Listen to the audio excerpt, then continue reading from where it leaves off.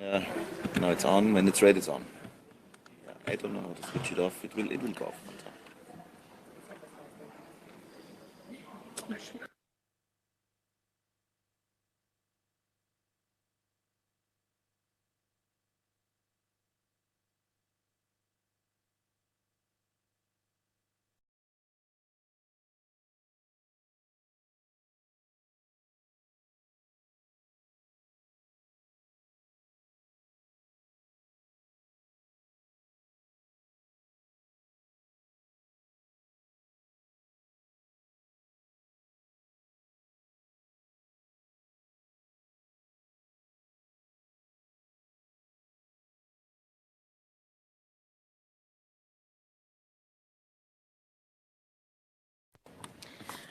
Okay, so please, all of you that are here, take a seat, and hopefully the rest will also make it back. I think there were some queues to the ladies' room and so on, but since we are running short of time, we should begin with our session 6 on the organizational and institutional arrangements for SEEA implementation. And for this session, we have a chair that we have already met previously yesterday for session 2. So Myriam from OECD, go ahead. Thank you very much, Johanna. So we are now in session 9, and this is a very important session. It's a pity that we come at the end of the day because having proper organizational and institutional arrangements in place is really crucial for the implementation of the SEEA. And it is also crucial for ensuring continuity in the work, for ensuring that financial and human resources are available. The SEEA has been adopted in 2012, and we have now many countries that have gained experience in these types of arrangements. But doing so is not always easy. It might even be a real challenge for some countries because you have many actors and stakeholders that are involved and that have to be involved. And if you want to make sure that the accounts that you produce are actually used, and if you want to make sure that the arrangements for data access and for data sharing actually meet the policy objectives, what you would need is really a strategic whole-of-government approach involving not only data holders but also your policy departments. So let me now start the session. We have 3 presentations. The first one is from Alessandra Alfieri on the SEEA implementation guide. Alessandra is the chief of the Environmental Economic Accounts section at the Economic Statistics branch of UNSD, and I guess most of you know Alessandra. So, Alessandra, the floor is yours.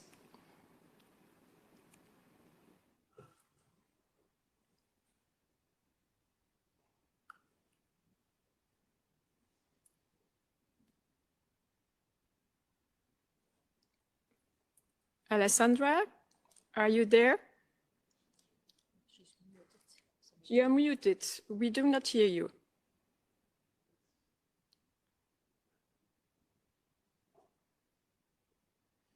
You are still muted.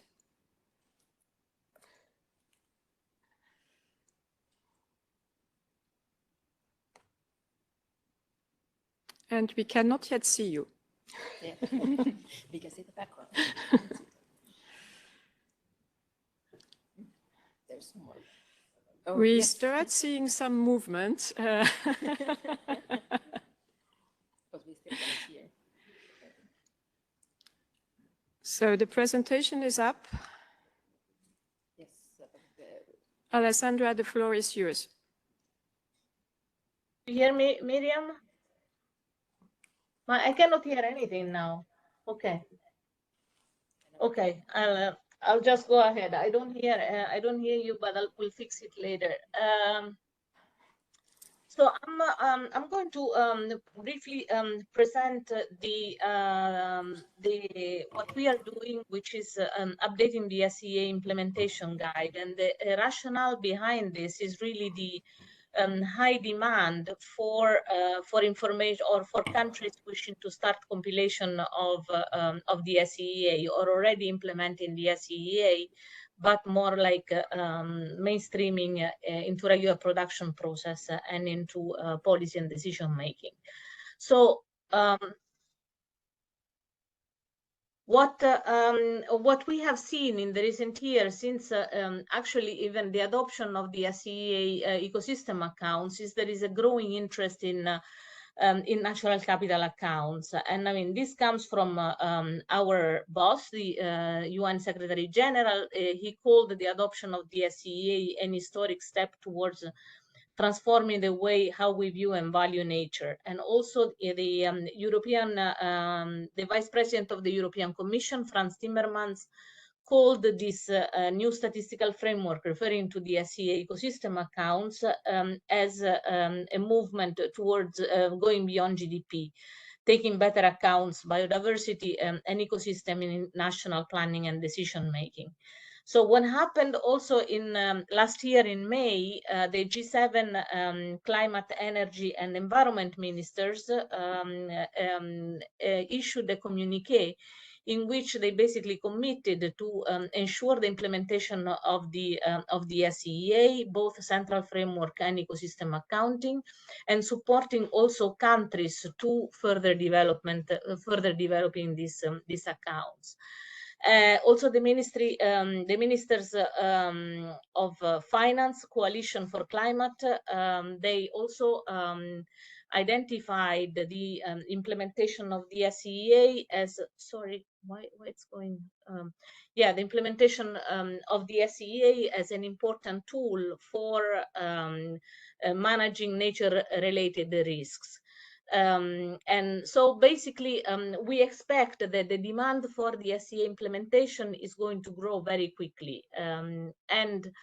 Now we have, I mean, I think you have already seen this, but basically the number of countries that are implementing the SEEA, starting from 2006, the first time we had the global assessment, we moved from 49 to 92, and we are already seeing signals that this number of countries will rapidly increase in the coming years, given the demand for information, especially given the climate change crisis and the biodiversity loss crisis.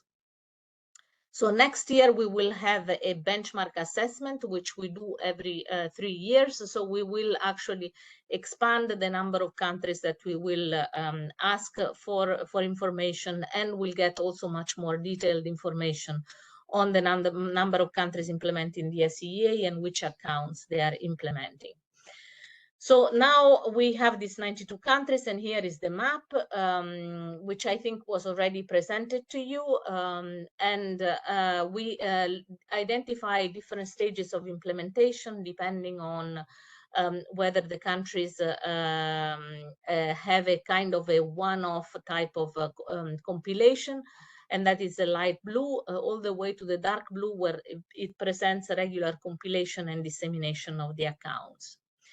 So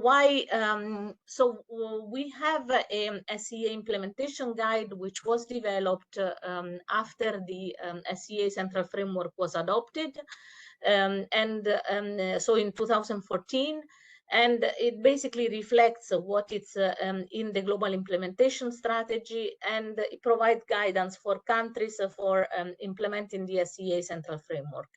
And it also has a diagnostic tool which kind of helps countries to identify what are the next steps for, I mean, what to make an assessment of the data and policy that are present in the countries.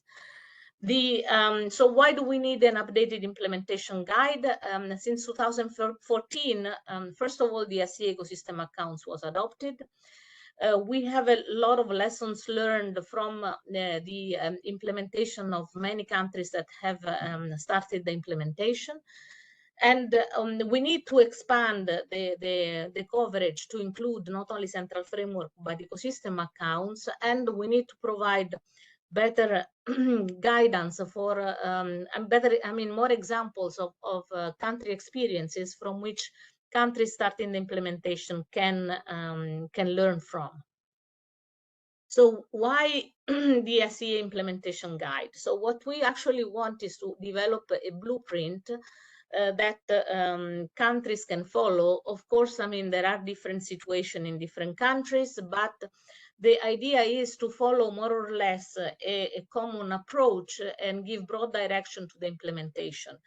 There is, as I mentioned before, there will be high demand, and there is also a lot of international players, some of them who are not very familiar with the SEEA itself, that will support the implementation in countries.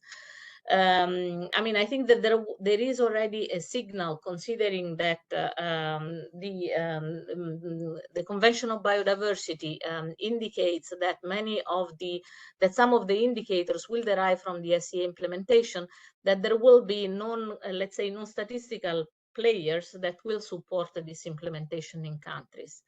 So I think it is quite important to put the role of the National Statistical Office at the center of this implementation, and together with other partners.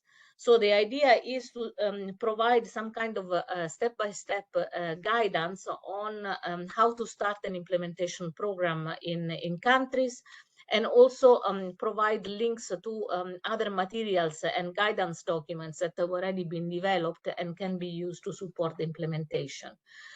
The idea is also to provide a lot of examples on lessons learned, and both from countries and international agencies supporting the implementation.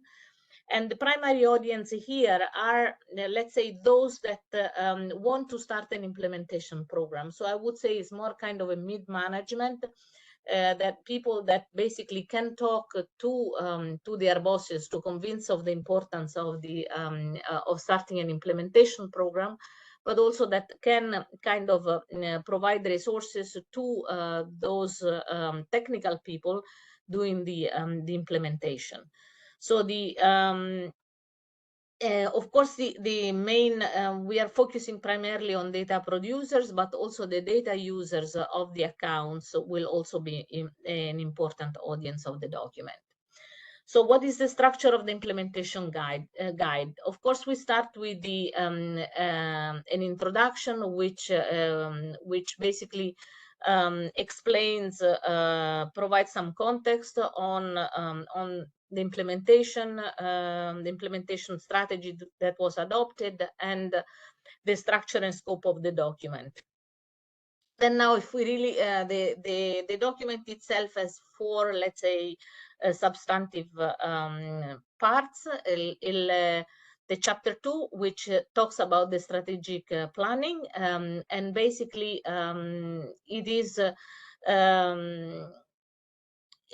it focuses on why the strategic planning is particularly important in the context of the SEEA, where there are many players that are involved, both in terms of data production, but also in terms of using the type of information. Also, how to develop the strategy of implementation. So we start with kind of a small group that kind of are the champions of developing the strategy, identifying what the priorities are, both in terms of policies and making and looking also at the data available. Develop a national stakeholder group, which is broad, involving different ministries, and I think an important part is really conducting this assessment of policy priorities and data availability, and this process is quite important, because it's almost as important as the outcome. Because basically this involves going to different ministries, talking to different stakeholders, understanding the policy priorities, but also providing some kind of background of why the SEEA can support the implementation, and what is the value added actually of developing an integrated framework to support the policy demands. And this would then serve as an input to develop a strategy. And I would say that the strategy should be short, medium, and long term, because in the short term, we do want to provide the data to the users rather than, even if the data is imperfect, maybe the data should be released on an experimental basis. And the objective here in the medium and longer term is really to improve on the data that is being collected, on the accounts that are being developed, and basically mainstream it into the regular production process. The other substantive chapter is building on a mechanism for implementation.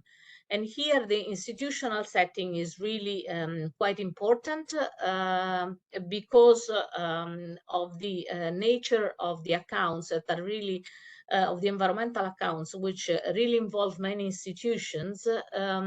It is important to have some kind of a steering group, a steering committee, which usually involves the data users. So, for example, Ministry of Finance, Ministry of Planning, Ministry of Environment, together with the National Statistical Office. And the steering committee basically is the committee that sets the objectives and sets the priorities, and also gives resources to this, or identifies resources for this type of exercise, both in terms of human resources, but also on financial resources, and also decides on the steps for mainstreaming the accounts in the regular production process and in the policy decision making. And then under there is usually kind of a technical committee which kind of identifies what are the different initiatives that are ongoing, what are the different data that is available in different ministries, and starts to basically develop a more detailed program of work. Sorry, but your time is over. Are you close to final? Some technical thematic groups that really work together on the compilation of the accounts. So we would have thematic groups, for example, on energy accounts, emission accounts. Okay, sorry, my time is over. Just the last two points, just to say that it's important that the compilation and dissemination of the accounts, so we should actually develop these accounts, disseminate the accounts even on an experimental basis. And the last point is really then identifying the legal mandates, the data sharing agreements between different agencies in order to have a regular production process. So just to say that this implementation guides sits together with existing materials. So we have a number of e-learnings that are available that can be done at own pace. Some technical notes which provides short documents, let's say 15 pages, provide guidance on how to start the compilation of these accounts. And actually for energy and emission, we just launched a global data collection with questionnaires. And then also there is a knowledge base where we compile experiences from countries and international agencies that have compiled these accounts. I mean, we have a number of guidelines that also we have developed for ecosystem accounts. And I mean, you're most welcome to see online also.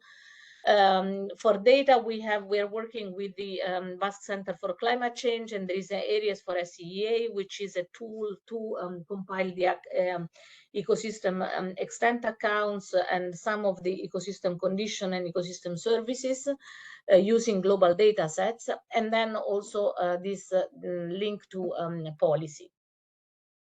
So just in short, the next steps, the idea is to, first of all, this document was developed under the auspices of the Committee of Experts on Environmental Economic Accounting and in Area D. And in particular, it has been developed by the co-leads, by Kenya, SEEA and UNSD. We would like to include more country examples, as I mentioned before. The idea is to present a first draft to the UNCEA. So now the question is whether you have any question on the outlines and if there are any volunteers to provide boxes that can be included in the document. Thank you. Marco, Thank you very much, Alessandra. And thank you also for highlighting the importance of adopting a more strategic approach to the implementation of the SEEA. We will now hear about national examples, starting with the United States and its national strategy to develop statistics for environmental economic decisions. The presentation will be given by Jed Kolko. Jed Kolko is Undersecretary of Commerce for Economic Affairs, and in this position he coordinates economic analysis for the Commerce Department and provides direction and oversight for the Census Bureau, the Bureau of Economic Analysis, and the Chief Economist in the Office of the Undersecretary for Economic Affairs. Before joining the Commerce Department, he served as chief economist at Indeed, a global job site, and Trulia, an online real estate firm in the United States. Jed, the floor is yours. Thank you very much. I'd like to thank both the chair and the secretary for including us today. I'm delighted to be here to share both an overview of our national strategy, as well as highlight some of the ways in which the organizational and institutional structure influenced this strategy. And I would like to point out, as we go through this overview, that there are three features of the political and statistical organization in the US that help color how this strategy was put together and will be played out. The first is in the US, we have a clear and important line between the policy side and the technical side, with people on each side of that line and different parts of the strategy developed on each side of this line. Second is, of course, our statistical system is quite decentralized across 13 principal statistical agencies, with many additional agencies involved in this national strategy as well. And then the third organizational and institutional characteristic of the US that makes our approach perhaps distinct is that, of course, we have a physically large landmass with significant variation geographically in our natural assets and environmental conditions and risks. So those three features of the US organizational and institutional structure, policy and technical, the decentralized statistical system, and the physically large and environmentally diverse landmass all color some of the features of our national strategy. So what I'd like to do is step fairly quickly across the needs and goals, the policy timeline, longer history, the 5 key recommendations, the timeline, and then what's happening now before going to a conclusion. I will cover these slides briefly. They are available, but I will make particular note of where the organizational and institutional features of the US system color different parts of our national strategy. So first, the need. The need at the highest level for natural capital accounts is simply that some core statistics that measure the economy do not include key components of economic activity and resources. GDP measures the market value of goods and services, but does not include ecosystem services or negative effects from pollution. And investment in fixed assets does not include estimates of the level or value of natural and environmental resources and change in those resources. Now, both the way that we are framing the need for natural capital accounts, as well as the goal of the natural capital accounts to develop headline measures through a 15-year strategic plan, these are driven more by the technical side than the policy side. When I present to you both the need and the goal, it is not in service of a particular policy desire, but rather a broader technical goal to embrace natural capital across the national accounts, both national accounts like GDP as well as the asset accounts. And so that is one key way in which the organizational structure of the U.S. system colors the way that we are framing both the need and the goal. Many of the announcements about this plan have come from what we would call the policy side. So two key milestones in the policy timeline in putting together and announcing the national strategy came from the Secretary of Commerce and Special Envoy Kerry, both of whom made significant announcements from the policy side to describe and amplify the work that had been going on the technical side around these natural capital accounts. The Secretary Armando, announced the initiation in April 2022. We had an interagency process, as you see, growing to 27 departments, agencies, and offices, releasing a draft strategy in August for comment that was open until October. And then in January, in Davos, Special Envoy Kerry announced the final strategy. Now, the history of this work extends back at least several decades. In fact, the very first mentions of thinking of incorporating nature into national accounts go back about 100 years. But some key milestones in our history in this work in the US, if you look at the left-hand column in the dark blue, there was a period in the mid-1990s that the Bureau of Economic Analysis, one of the principal statistical agencies in the US, proposed integrating environmental and economic satellite accounts. Congress, however, directed the Commerce Department, which includes the Bureau of Economic Analysis, to suspend work and get independent analysis of methodology and would need to provide funding. Fast forward many years later, a few key elements in the history are those in green. The green boxes indicate institutional innovations or changes that happened in the US, largely around improving the coordination across statistical agencies. So on the left bottom green box in 1995, the Paper Reduction Act enhanced the integration of statistical agencies and created the Office of the Chief Statistician of the United States. Much more recently, in 2019, Congress passed the Evidence-Based Policymaking Act, which reinforced the role of the Chief Statistician and created more similarity and harmonization across many of the activities of departments across the US government and statistical agencies. These key milestones in these green boxes were not expressly about natural capital accounts, of course, but they ended up being important enablers of the structure behind this plan. As part of this plan, the fundamental questions that we're trying to address are measurement questions, fundamental questions that will help us aid the construction of natural capital accounts. Questions like how much air pollution is produced by different industries, how much water is consumed by different industries. And I'm calling out the fact that this is different industries in order to line up with the industry accounts that are part of our national accounts. How has the value of land changed over time? And how much economic activity is linked to the environment and to the marine environment specifically.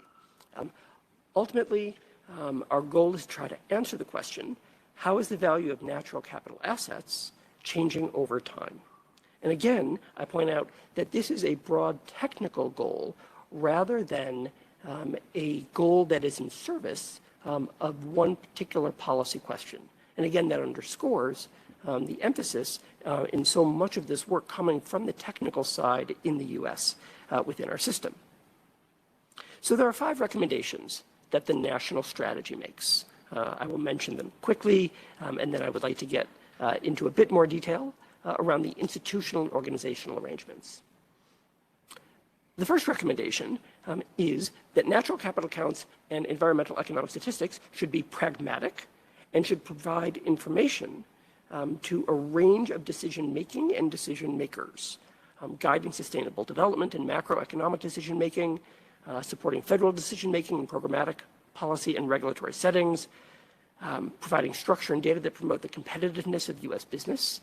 And the private sector has been particularly interested in this effort around the natural strategy because they too are increasingly trying to account for the impact they have on environment as well. We want to support resilient state, territorial, indigenous, tribal, and local communities, reflecting the fact that our landmass is large and different states, territories, tribal lands all face somewhat different environmental conditions and risks. And finally, to help facilitate conservation and environmental policy. So that's recommendation number 1.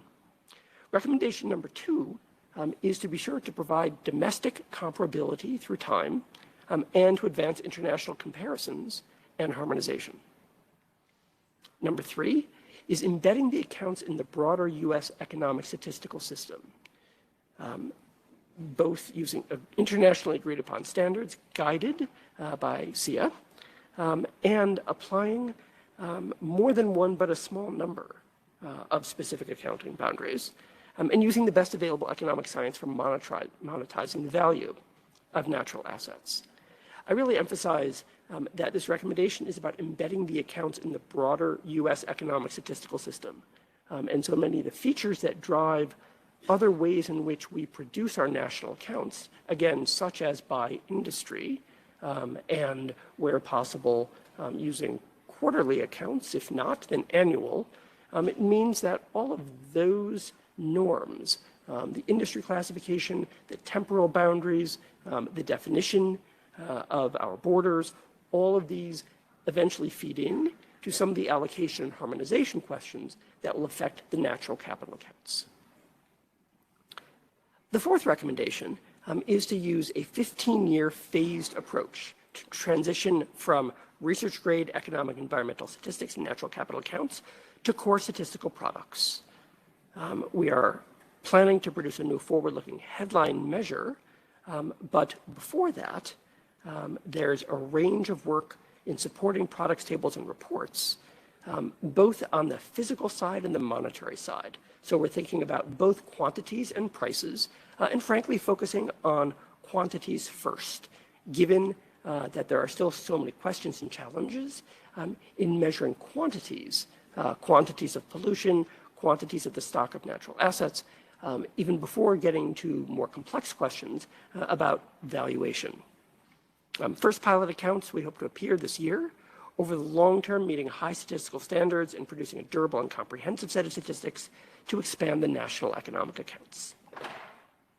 And then finally, the 5th recommendation is to apply existing authorities and make use of substantial expertise within federal departments and agencies, 27 of them so far to be precise, and coordinating across those agencies. Those authorities are the ones that I called out earlier in those green boxes in that flowchart slide of some of the milestones in terms of U.S. government events that created authorities that eased this work, work that improved the coordination and harmonization of work across the statistical system. Again, because the U.S. statistical system is more decentralized than in most places, some of these enabling authorities were important prerequisites to be able to develop a national strategy to this detail. Now, speaking of detail, I've shared the recommendations with you. Here's what the timeline looks like. Needless to say, I won't go through every line and every acronym on this timeline, but I would like to point out a few things about this timeline. First of all, in the second column, you see the co-lead departments and agencies. There are many, and if you look carefully, I expect you can find most or all of the 27 that I mentioned on this and the next slide. They range from the core statistical agencies, BEA, Census, and BLS, to the key environmental and natural resource departments, agencies, and bureaus across the federal government. NOAA, which is part of Commerce, EPA, the Environmental Protection Agency, USGS, the Geological Survey, Department of Interior, and many others. And so even within the technical side, there is a set of statistical agencies and a set of agencies more focused on environmental and natural resource policy and data.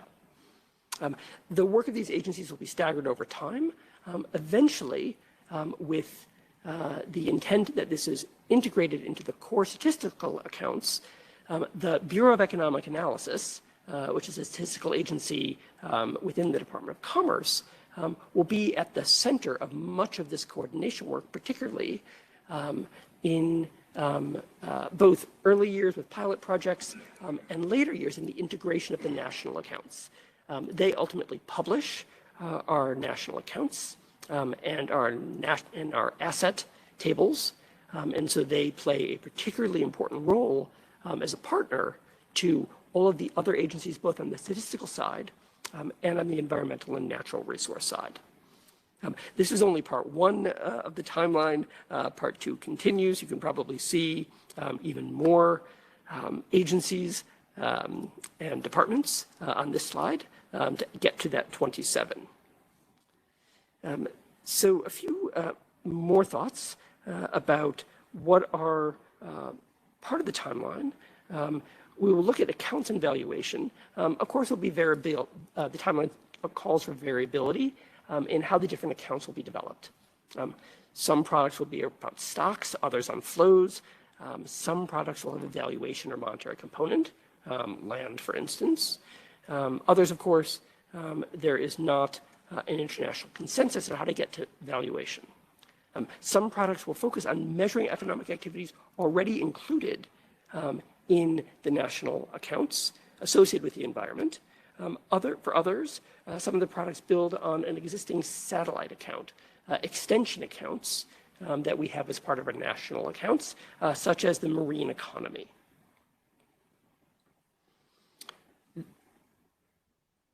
There will, of course, be a focus on aggregation and summary statistics while we begin with a broad and diverse decentralized set of pilot projects, input measures, particularly on the quantity side.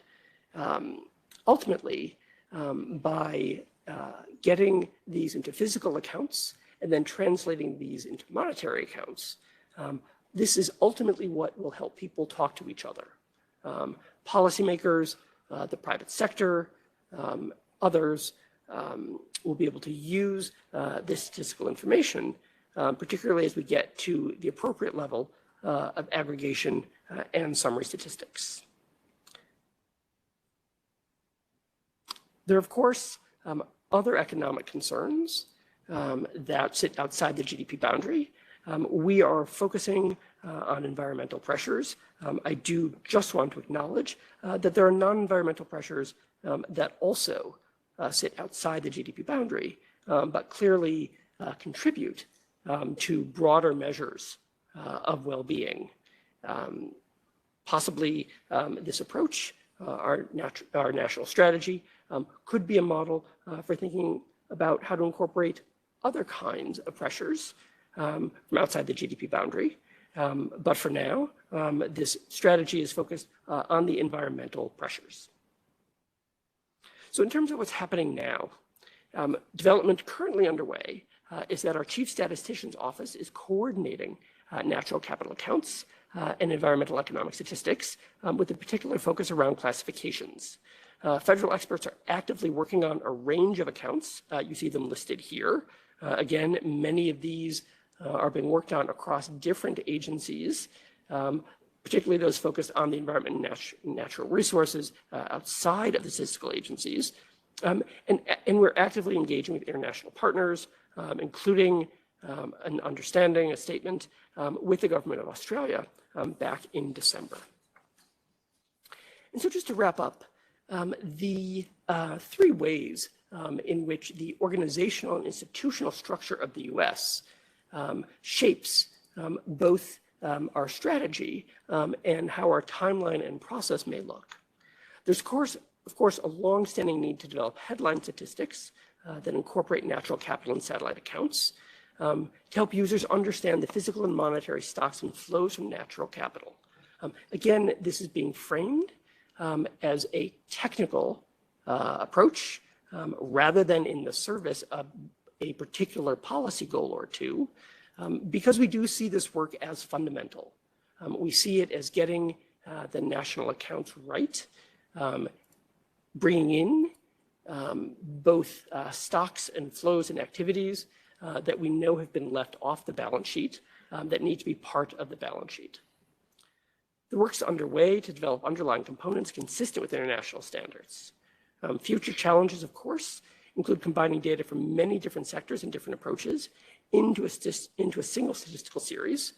Another challenge I'll mention goes to one of the third organizational institutional concerns, and that is the diversity of natural assets and environmental conditions across the US. And so another future challenge will be thinking about how to incorporate natural capital into some of our subnational accounts, our regional accounts, if and when that time comes. Ultimately, placing nature on the nation's balance sheet is long overdue. Natural capital accounts will help the US better address the issues of the 21st century and beyond. Thanks very much. Looking forward to when we get to discussion to answer questions. Thank you. Thank you very much for this very interesting presentation. I think you have there a very ambitious and comprehensive strategy. You mentioned some of the challenges, but I find it particularly interesting that you also focus on combining data and on linking physical and monetary accounts. Well, it's part of the challenges, but it will be very interesting for all of us to see the results of this work that has started and that, of course, will last over the next 15 years. So I guess we will have more occasions to look at the results obtained and to exchange around this. So let's now move to the next presentation. So this is about the implementation of the SEEA. Announcement? Yes, please. Okay, thank you.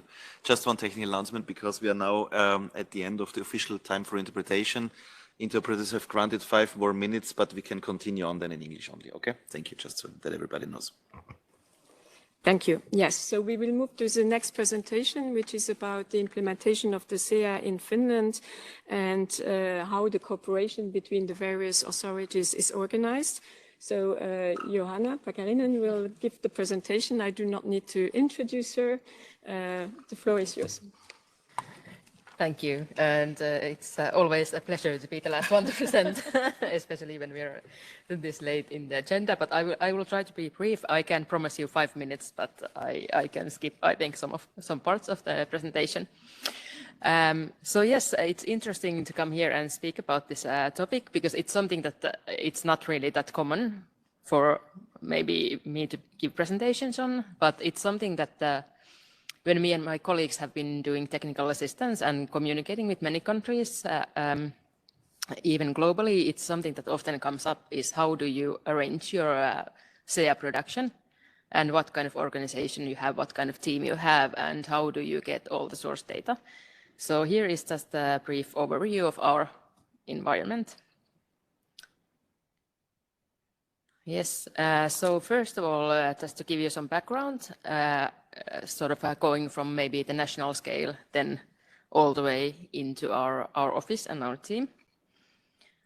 Here are the actors in a national statistical ecosystem. For us, it's quite confusing that we keep calling it ecosystem because we think about ecosystem accounting, but this is the way it goes. So you see here, in addition to Statistics Finland, we have 3 more statistical authorities.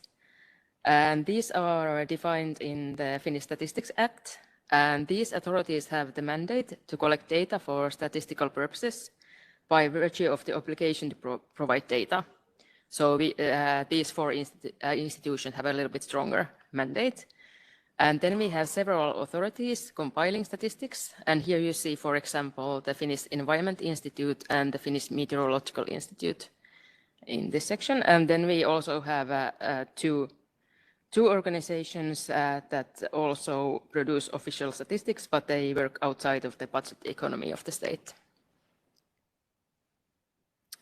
Here is some background information from Statistics Finland. I won't go through this. I think you know the tasks of statistics authorities quite well, so there's no need to go through them, but I will just say that there is around 800, a little bit more experts working in Statistics Finland. So maybe that will help you maybe then scale our SEEA operation a bit. Here is a quick picture of our position and stakeholders. So I think one thing that I would like to point out from here is that we are an agency belonging to the administrative sector of our Ministry of Finance. And then you see here we have quite many of course, customers and data providers. We have our own advisory board of Statistics Finland. It's then also has a say, but we are of course independent in producing statistics. When you think about the environmental part, in Statistics Finland, we focus on the environmental statistics and accounts that describe the pressures and responses and driving forces. And then the statistics on natural resources and state of the environment are compiled mainly by the research institutes. So as you saw in the last session, there was Are from Natural Resources Institute. And then we have, especially in the ecosystem accounting, our Environmental Research Institute. So we have really sort of regular and well-organized cooperation between the ministries and research institutes. And one thing that we often talk about is that SEEA really is a joint effort, and the cooperation is really the key tool in making these statistics, because you need to be in contact with everyone and you need to talk about the data and what it is, what it contains, and then also sort of communicate with both your data providers and data users.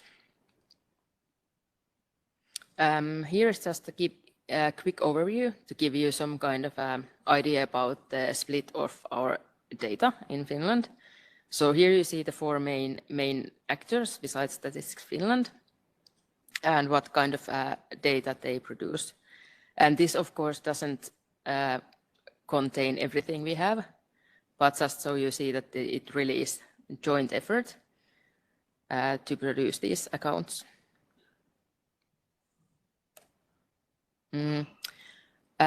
So then for the communication with and between our interest groups, we have this cooperation group for environmental accounts. And we also use this to cooperate in the international affairs when necessary. And then we can bring up also other issues that we want to discuss with our main users.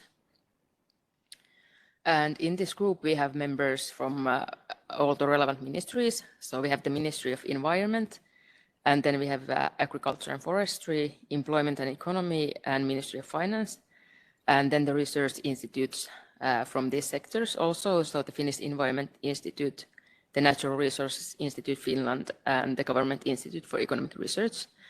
We also have, among others, the Prime Minister's Office of Finland and the Federation of Finnish Technology Institutes.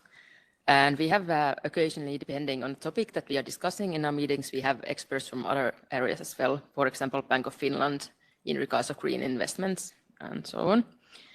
This cooperation group has usually met maybe twice a year, so it's not that often. And during the COVID times, we have had a little bit of a break, but we are planning on now sort of restarting and making it again more regular meeting. But it has been very beneficial for everyone, I think.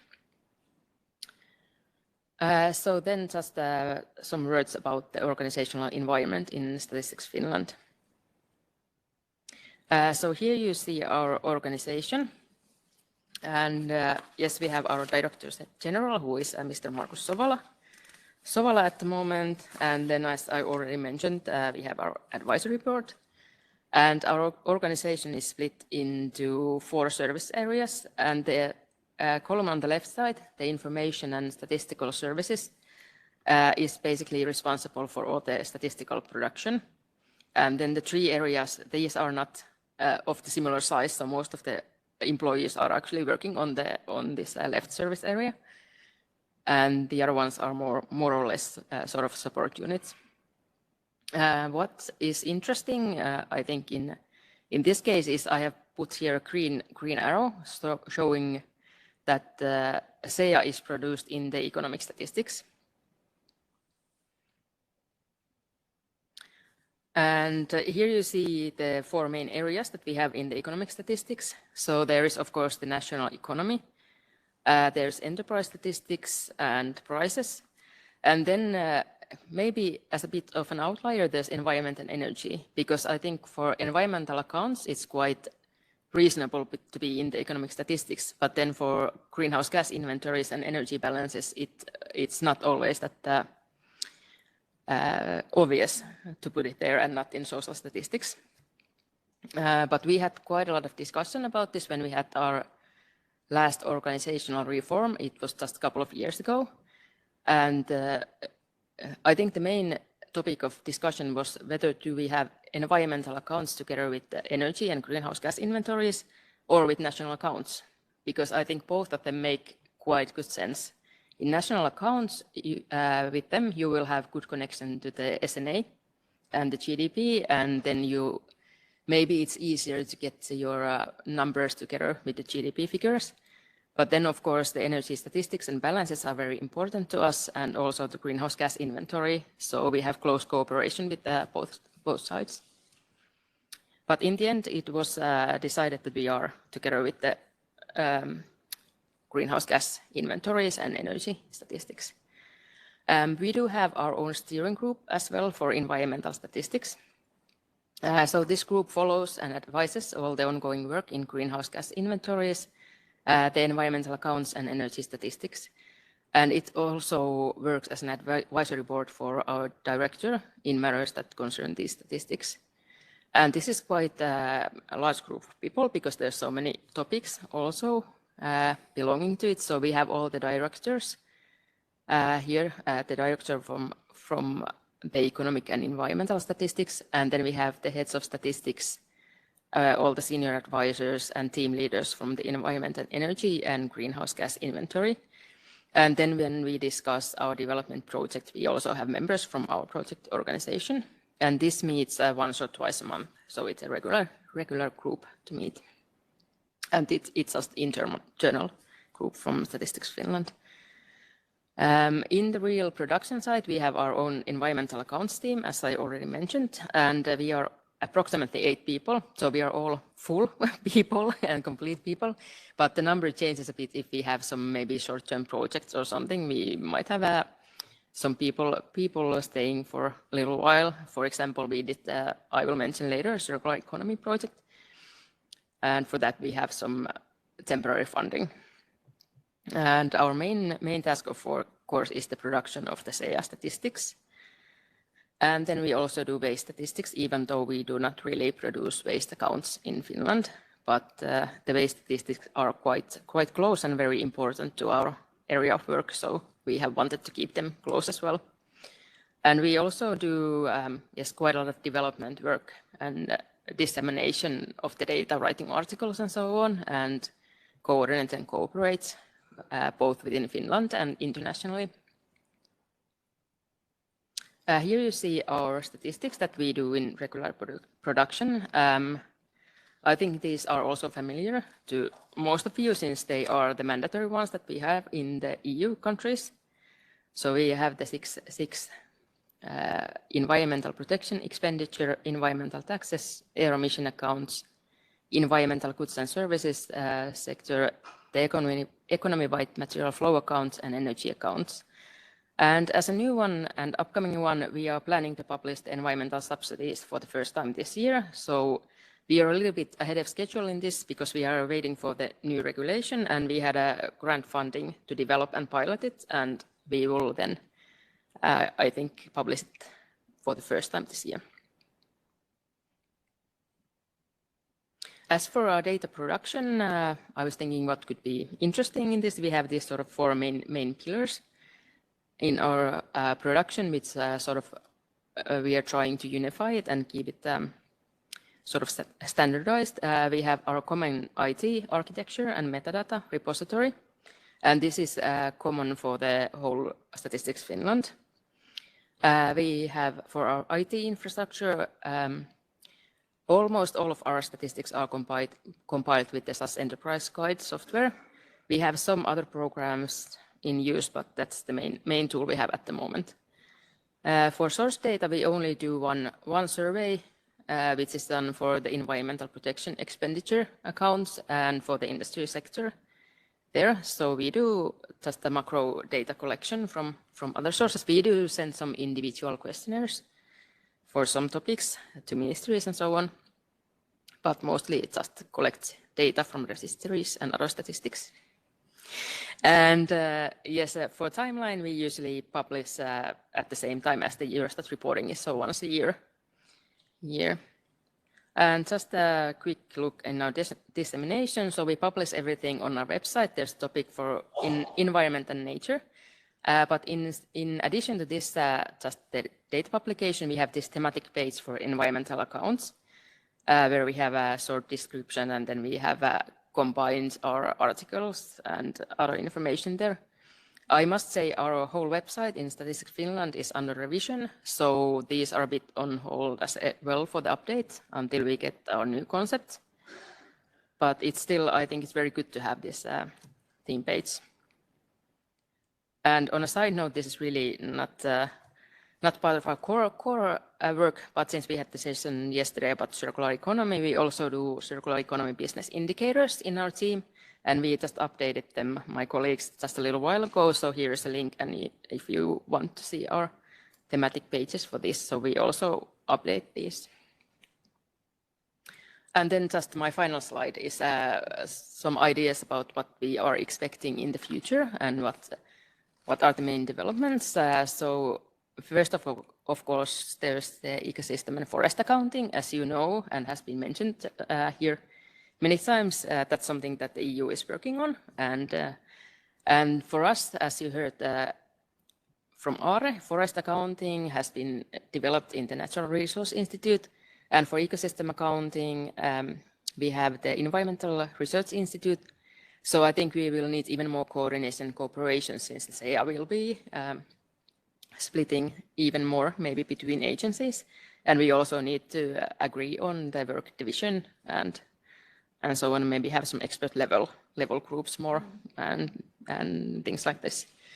And then this, I think the last one is sort of my own future forecasting, and this is something that has been mentioned here also a lot, is the sort of policy pull that we need, and that can maybe spur some more development, because in the last years, I think I've seen the demand for environmental information and this sort of beyond GDP data to be increasing, and that might have some positive impact hopefully in our line of work, but we will see. And that was all from me. Thank you. Thank you very much, Johanna. Well, this is an example of a country where the institutional arrangements work well, if I understood it correctly. I find it particularly interesting that you have this cooperation group on environmental accounts in which you involve also the different ministries. I think that's a very interesting example. So we are now at the end of our presentation. So thank you again to all the presenters. And we will move on to the questions and answers session. So any questions you might have for the presenters, or questions concerning your personal situation in your countries that you would like to raise, the floor is yours. Participants in the, I see Eurostat, followed by Armenia. Thank you, Chair. A comment to the US delegate and a question to Finland. I work in Eurostat, the Statistical Office of the European Commission. We very much welcome this new strategy of the US. It has raised a lot of attention in my office, the Statistical Office, and also in the policy departments, some policy departments of the European Commission, macroeconomic statistics in particular. So it's a very bold and ambitious strategy, but it looks very interesting, and the areas of interest are very similar to what we are doing in Europe. So I hope it's going to be useful to the US statistical system, to the policymakers in the US, and also that it will bring synergies with the international community of statisticians that we are. So all the best for the strategy, and as much as we can help you, we will be glad to do it. To Finland, I have a question about, you explained you are placed in the organigram together with macroeconomic statistics. Sometimes environmental accounts is placed with environmental statistics. Which do you think are the pros and cons of these two possible placements in the organigram? Thank you.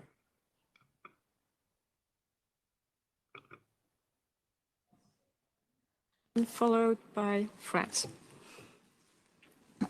My first question, Arturo already asked about the situation of SEEA working group, but I want to know whether you arrange this group after starting SEEA works, or just initially you arranged it and then started the SEEA works?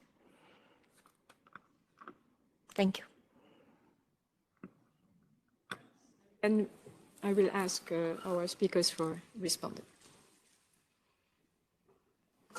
Thank you. Maybe two questions. One for Alessandra.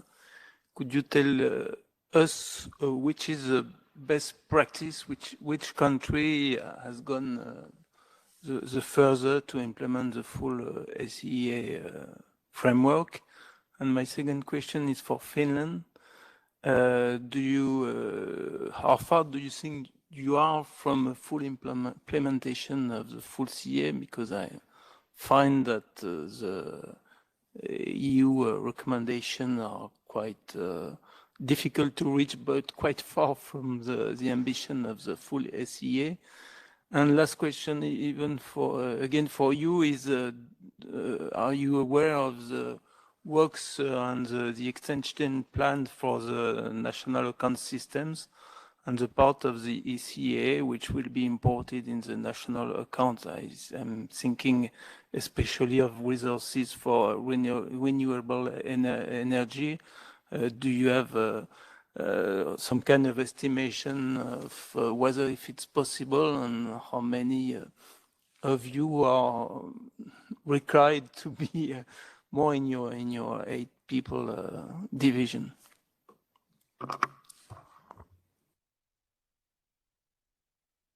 So I give the floor back to the speakers. So maybe Johanna, you would like to start? Yes, thank you. There's many questions. I hope I wrote everything down correctly. My notes are a bit of a mess. But I think first of all, Arturo asked about the position between environmental and macro statistics, or where to have it. For us, I think yes. I think there is pros and cons to both. I think we were also divided when we were discussing in Finland whether to be with either, because I think if you think about just purely on the visibility, for example, being with the national accounts, I think it would give you some kind of boost in getting your numbers out more and getting it sort of in that sort of forum more, because quite often what I think I have I think my personal view is I see environmental people speaking with environmental people, and then I see economic people speaking with economic people. So that would have given us maybe foot in the door in that arena. But then of course, the environmental statistics, you have the same substance matter a lot, so that there's also a good, I think, basis for that. But it's not an easy decision, so I can understand having both ways. For the SEEA group question from Armenia, I have to say I don't know when the group was started, because some of our figures go back to the 70s, and the group has been there when I have started. So, and also some of our statistics have been compiled way before I have started in the area, so both have been existing. So, yes, I don't know, to be honest. And then how far do I think we are from the full implementation of the SEEA? I think we are still a bit far from it, because we do the mandatory statistics, and I think this relates also to the policy pull and funding issues and so on, because now we focus quite a lot on the mandatory statistics, because that is something that is what we need to do and we have to do. And it is quite difficult to go beyond those requirements. And I think having the full implementation of SEEA would require also extra resources. And I think nowadays no one has any really good opportunities to sort of expand operations without having really good basis for it.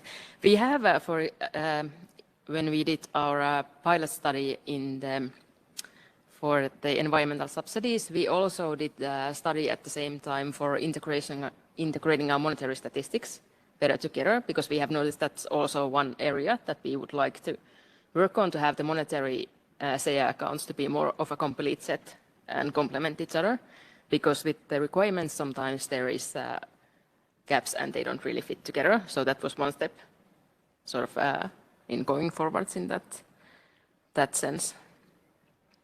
And SNA revision, I think I don't have really a strong view on. I know we have been involved in the revisions and reading the papers with our national accountants, so we have quite good cooperation on this, but I don't really have any sort of estimates on what would be the sort of effects on us.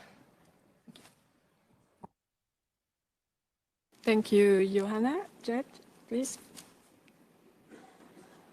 Thank you very much. I wanted to start by thanking the representative from Eurostat for your good wishes and offers to help. Thank you. And I wanted to touch on the question from Armenia that I think is part of a larger question around work or structure, sort of which came first, how set was each. I think in our case, so much of the ingredients that will be part of this national strategy have been worked on for quite some time.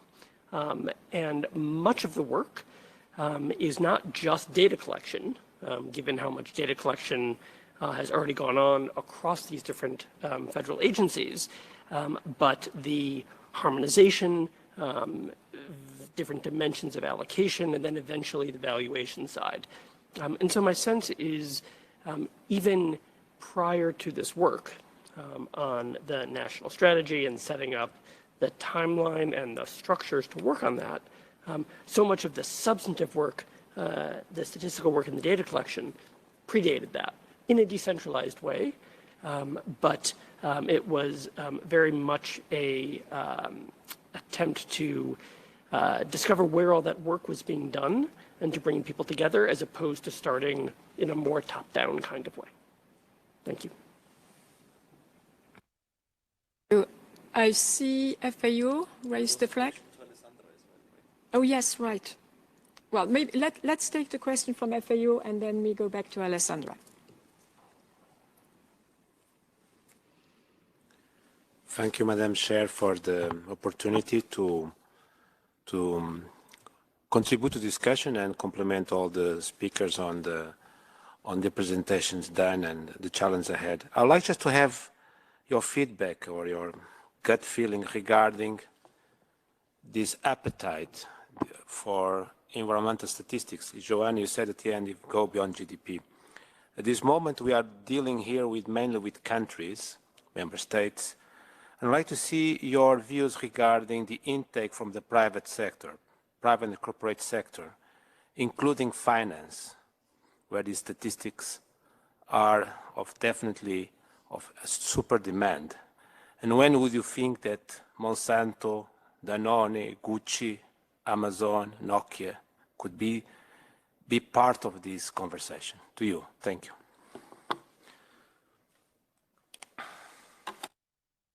Very much for this question that links also to work that the UNSD is doing with the business community to promote accounting. So maybe, Alessandra, I give you the floor now. Yeah, no, thank you. Just maybe building on what Jed was saying on the question from Georgia on when to start the coordination group. I mean, our experience in countries has been that we usually start kind of in parallel. We start to have these discussions to kind of do some kind of advocacy of the benefits of pulling together the data and integrating them in using an accounting approach. And I mean, there's not a lot of understanding, I would say, broadly, especially when we go to countries beyond, let's say, the EU, where this has become mandatory, and so countries are really familiar with what they have to do. But more in general, so I think what we usually do is do these things in parallel. And then once we develop some kind of an account, it kind of clicks when we actually shows the results. They say, oh, there is a value added in really working together and bringing the data together and integrating the data. To answer this question that Jed actually was saying, I mean, who is polluting? What are the industries that are polluting? The energy use, the water use by economic activity. But once you have some kind of a pilot account and you can show the results, then there is also then what next? How do we improve on these accounts? What other accounts can be developed? And then it can, and then the development of this coordination group comes almost comes natural, because people are really seeing it on a practical point of view. On Arturo's question of whether it makes sense to have where should environment statistics be situated or environmental accounts be situated, and our experience is that I mean, of course, you need always this coordination because you have and cooperation because you have different expertise. But especially at the beginning of this exercise, what we are trying to do is applying an accounting approach to environment data.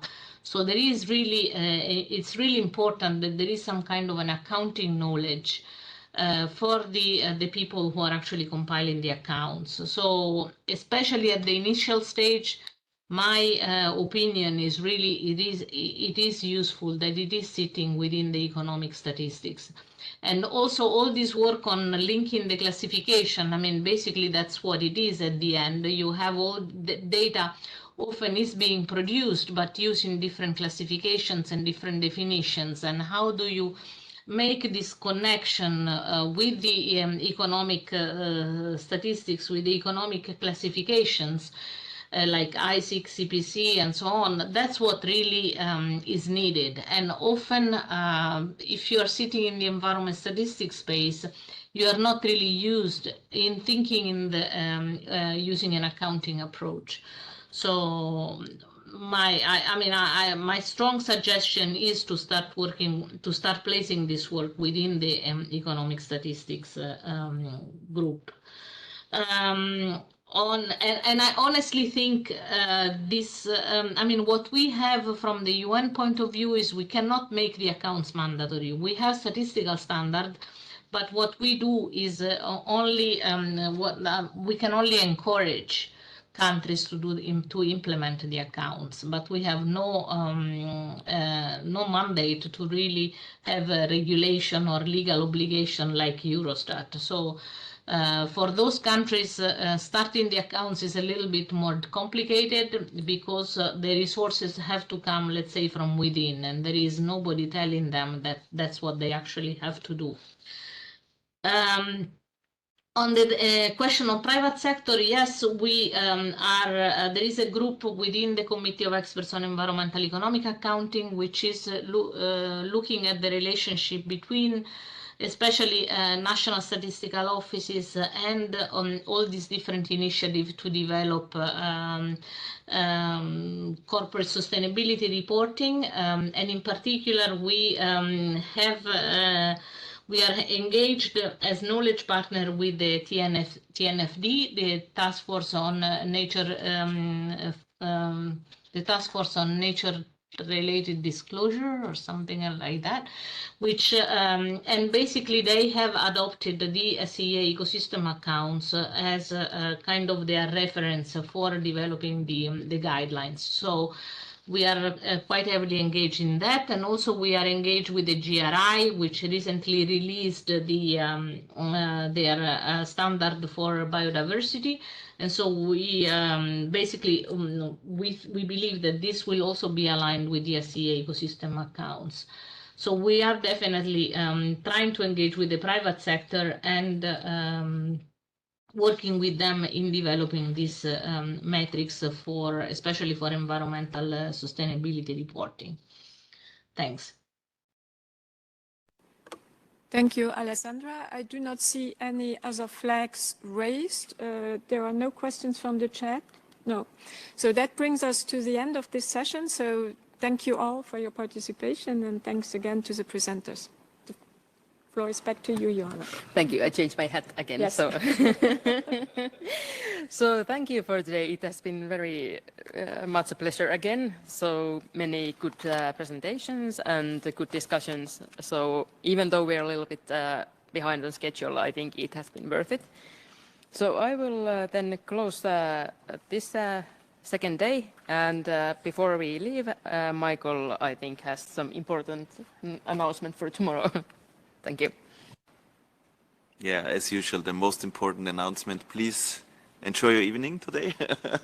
Second most important announcement, please be here on time 9:30 tomorrow. We start again by the minute, by the second. And the third announcement is, don't forget, for those who are here tomorrow, we will take a group picture. So you still have a chance to go to the hairdresser or whatever. Put on your best clothes. So I need one. And having said that, thank you to everyone. It was an exciting day again. Thank you very much, and see you tomorrow. Thank you.